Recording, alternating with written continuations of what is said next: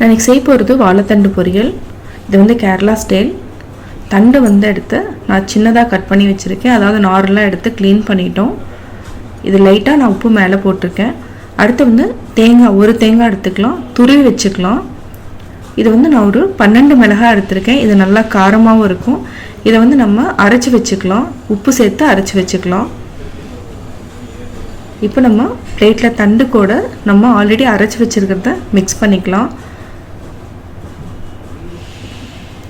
இது கூட மஞ்சள் பொடி சேர்த்துக்கலாம். இதை வந்து நல்லா மிக்ஸ் பண்ணணும். அப்போ தான் வந்து நல்லா மசாலா வந்து டேஸ்ட்டாகவும் இருக்கும். நல்லா மிக்ஸ் பண்ணிக்கோங்க.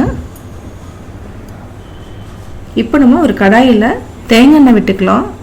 தேங்காய் எண்ணெய் வந்து இது ரொம்ப டேஸ்ட்டாக இருக்கும் இந்த தண்டு பொரியலுக்கு. இப்போ கடுகு போட்டுக்கலாம். ஆல்ரெடி பரட்டி வச்சிருக்கிற தண்டு, தேங்காய், மஞ்சள் தூள், பச்சை மிளகாய் இது எல்லாத்தையும் நம்ம சேர்த்துக்கலாம் கடாயில்.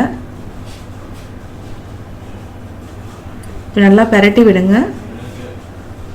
அதாவது எண்ணெய் வந்து எல்லா இடத்துலையும் ஸ்ப்ரெட் ஆகிற மாதிரி நல்லா பரட்டி விட்டுக்கலாம். தண்ணி வந்து தேவையில்லை.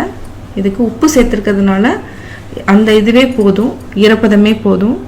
இப்போ மூடி வச்சுக்கலாம். இப்போது தண்டு ரெடி ஆயிடுச்சு. இதை வந்து ஒரு 2 to 3 நிமிஷம் வரைக்கும் இருந்தால் போதும். சுவையான வாழைத்தண்டு பொரியல் ரெடி.